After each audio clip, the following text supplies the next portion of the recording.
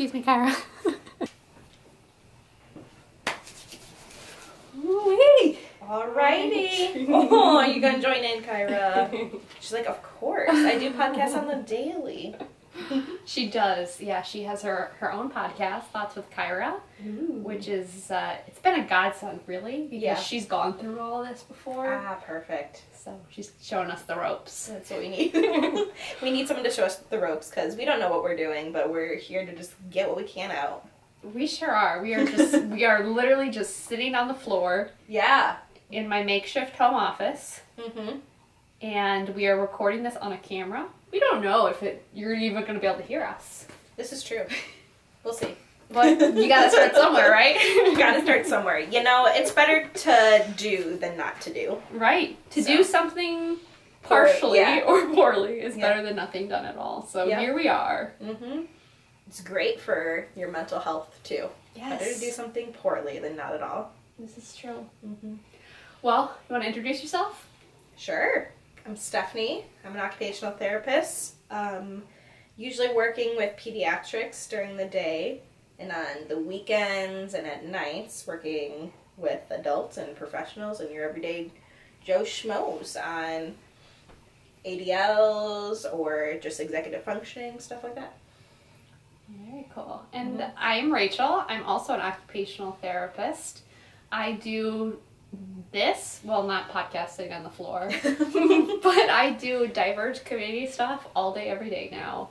I quit my full-time community-based OT job back in November in pursuit of this community, and I'm giving it all I got. So, pretty exciting. The dog that you see coming in and out or hear chewing on things, that's Kyra. She is our receptionist. She's our receptionist, our administrative assistant, and podcast expert. So glad to have her. If you get an email from Diverge, it is Kyra writing it. Actually, it is. She even has her paw print as our signature. Yeah. Honestly, email us just for that alone. Yeah. It's worth it. It is. Seriously, it's adorable. Honestly, I would pick any therapist that has just their dog as their receptionist. Just saying. I'm a little biased. But and have you seen her? Yeah. I mean, come on. Okay, so what the heck are we doing? Should we give them a little bit of background information? Sure. Do you want to start? Yeah. Okay, so... Oh, by the way, it's super windy. We've been having an ice storm, so you're going to hear a little bit of that. Bear with us. Yeah. So we started Diverge back in November. Technically, our start date was back in September, but back in November, we started Diverge as kind of an alternative to what is traditionally available for neurodivergent adults, which oftentimes is just there's nothing, right? There's been kind of this... I'm laughing from pain. Yeah. Yes. This is not a funny topic. Yeah, it's this just is not. too real. This is my uncomfortable laugh for sure. Yeah, that is so real. But there is this absolute drop-off that happens when neurodivergent individuals reach a certain age, which varies by state, but it's typically somewhere between 18 and 26, where medical insurers just kind of assume that we are cured and no longer have any everyday struggles that we could use support for. So we are kind of on a mission to elevate the neurodivergent narrative and also provide accessible resources for this population that is just kind of forgotten right now. Yeah, that's kind of a big overview, right? Yeah, a huge overview. I mean, who would have thought that apparently we get whole new brains as soon as we're not in high school anymore? Isn't that sweet? Yeah. Yeah, they always talk about, like, oh, age 25, your brain's fully developed. I didn't realize that meant that we get a new brain. Yeah, right? Ooh. Okay, sarcasm, folks, just so you know. Yeah. That was a big time sarcasm there. Yeah. But, anyway, the podcast more specifically, do you want to kind of give a little rundown of why we're doing this and what we hope to do with it? Yeah, I think we started doing little snippets, Rachel started doing little snippets of voices of neurodivergent friends and individuals on TikTok. just so that people could share their lived experiences of when they got their diagnoses, whether they got it early on or later on in life, what their struggles are, just to hope to have a sense of community and building with one another, just to feel that you're not alone and maybe some things someone says will resonate with someone else. Absolutely. And in doing so, we did a podcast or an interview of an awesome lady, which you'll hear in another episode, named Nancy. And the interview went longer. And in the interview process, which, you know, we were kind of discussing and you'll hear, we realized that we don't really think that TikTok is an appropriate platform for this, and that people should have time and, you know, being listened to on their experiences. Yeah, time and space for it. Yeah, there you go. That's the words. Yeah. No, I think you're exactly spot on. So this is kind of our effort to just provide a platform for people to feel heard, to be heard, and to kind of, I don't know, demonstrate the community as they truly are, not as society misperceives it to be. So, but literally this podcast would not exist and will not continue to exist without the community. Correct. The whole basis of this podcast is just natural conversations and interviews with other neurodivergent individuals. Yeah. So I guess, what is the community that we're talking about?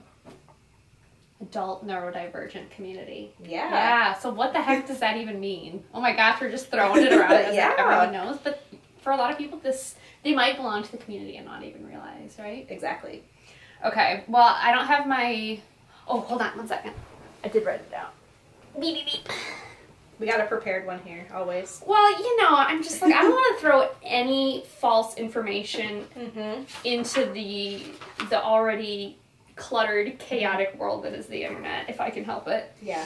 We will definitely be fact-checking our sources before stating them. And you know what? If we need to improve on it, you let us know and we will more than own up to it, too. Please do.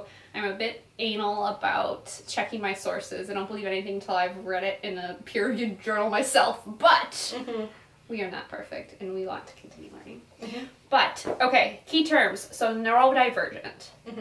Neurodivergent is when someone's brain functions differently, or they process information differently than what is considered quote-unquote normal or typical. Those terms make me cringe, as does that definition. Yeah. But that's what Oxford Dictionary has decided at this point. Beautiful. So beautiful. Yeah. And then neurodiversity. This one doesn't have like a hard and fast definition. There's a lot of different interpretations of it. What does it mean to you, Stephanie, when I say neurodiversity?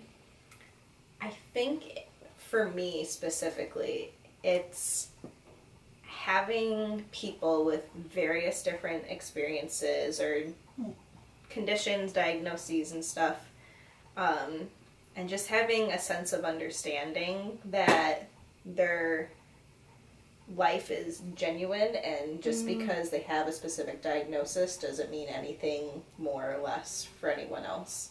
Yeah. So it's just the definition of diversity, that you're just a human.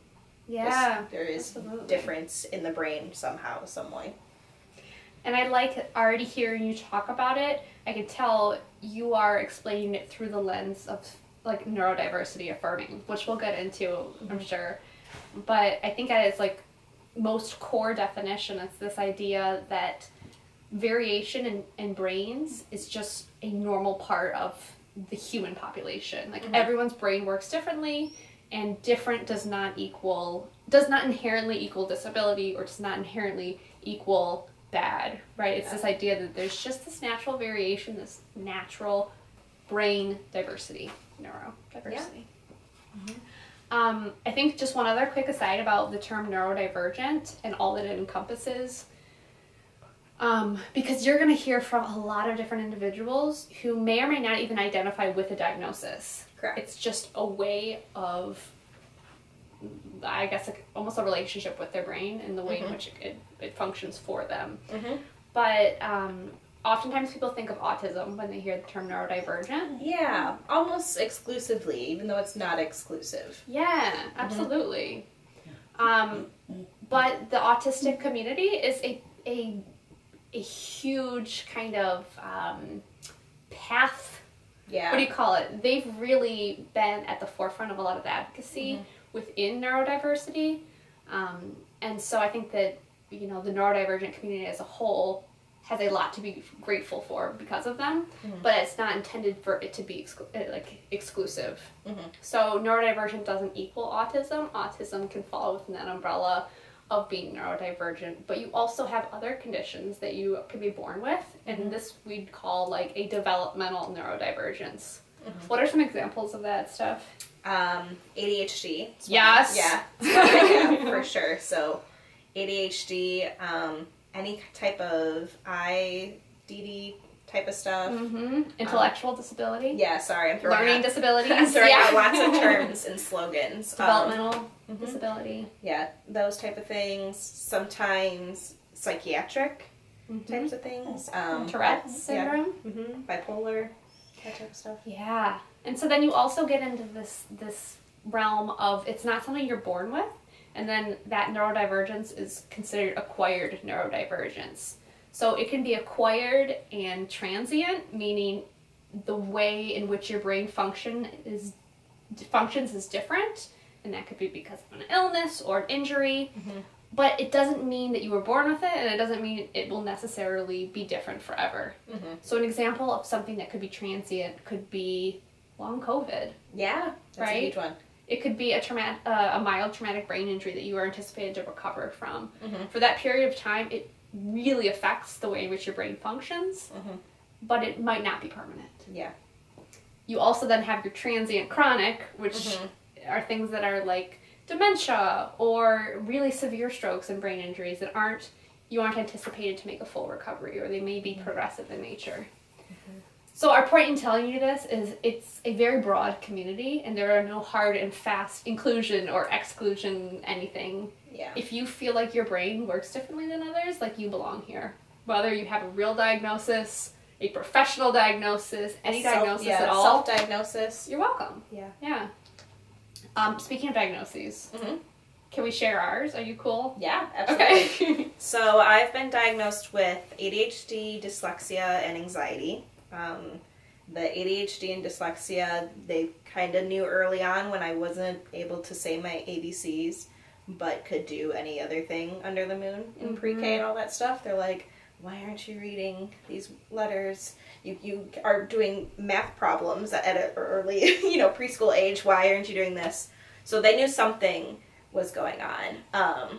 And through that, they also kind of found some attention type things, not your stereotypical boy in a classroom bouncing up and down, but I luckily had really advocate parents that knew something was a little bit off per se, and really advocated for me in the school system to be like, hey, something's happening, can we please look for other types of strategies for her and whatnot. And so not all my strategies given were dyslexia based. So there's that ADHD. Sure. And then high school based anxiety kind of in general arose with trying to live through society, as we call it. So yeah. What about you? Absolutely.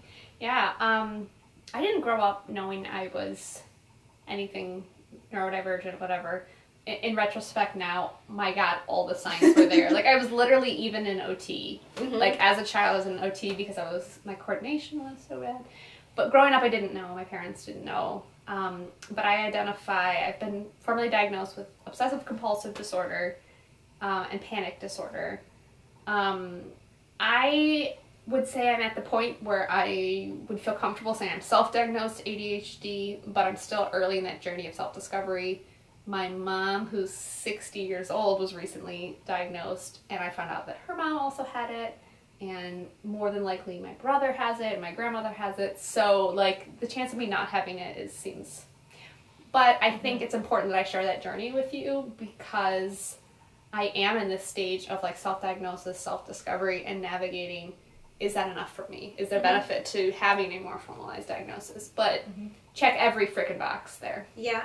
But I would say the biggest barrier for me, and the biggest difference I experience is with my OCD. So that's something I really strongly identify with, and am a strong advocate for, because it's not super well understood and really kind of trivialized in society when it's really a disabling condition for a lot of people. So, so that's kind of where I'm at. Yeah. Very good. So I feel like we've talked quite a bit. So I think we need to start wrapping this up. Should we give them just a quick rundown of what to expect next? Yeah. Oh, and you need to, I'm sorry, Kyra, come on over. Come on over. She wanted to make her voice known. This is Kyra. She does have generalized anxiety. Yes. Yeah. Yes. No, it's okay, mama girl. I know. And she probably does have to go to the bathroom. We'll take care of that.